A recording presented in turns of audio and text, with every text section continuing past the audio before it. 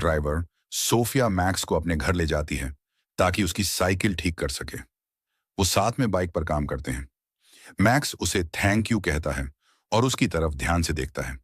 तभी अचानक पास रखा रेडियो अपने आप चालू हो जाता है।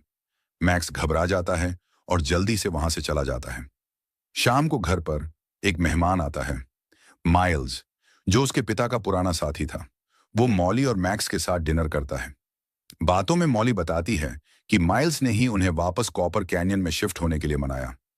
माइल्स बताता है कि अब वो एनटीई के में काम करता है और वही इसे चलाता है। वो कहता है, मैं उस रात वहां था जब तुम्हारे पिता का हादसा हुआ। मैंने उन्हें बचाने की कोशिश की थी। मैक्स चुपचाप सुनता रहता है। उसी समय एनटीई के बिल्डिंग में एक प्रयोगशाला के अंदर एक सब्जेक्ट पानी के पूल में चमकने लगता है। दो वैज्ञानिक उसकी जांच करने पहुंचते हैं।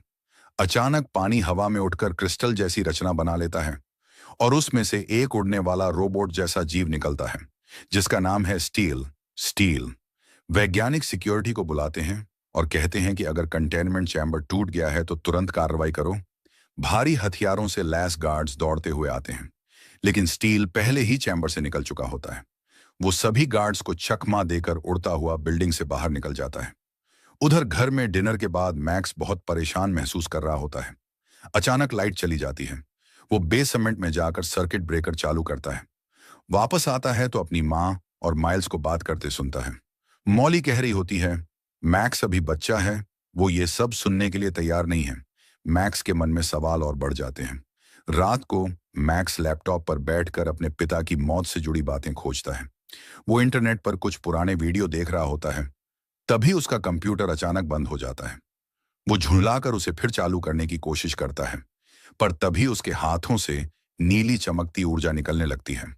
वो डरकर तकिए से उसे ढकने की कोशिश करता है, पर रोशनी अभी भी निकल रही होती है। वो धीरे से कहता है, बंद हो जाओ, और चमत्कारिक रूप से वो रोशनी बंद हो जाती है। वो मुस्कुराता है, फिर दोबारा कहता है, चालू हो जाओ, और हाथों से फिर रोशनी निकलती है। अब उसे समझ आता है कि वो इस ऊर्जा को अपने मन से नियंत्रित कर सकता है। लेकिन जैसे ही वो फिर कोशिश करता है, एक बड़ा झटका लगता है और पूरे घर की बिजली चली जाती है। अगले दिन मैक्स अपने घर के पास के जंगल में चला जाता है। वो वहां अपनी नई शक्तियों को आजमाने लगता है।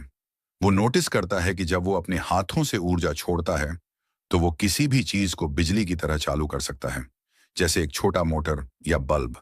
लेकिन जब वो ज्यादा ऊर्जा छोड़ देता है तो वो चीज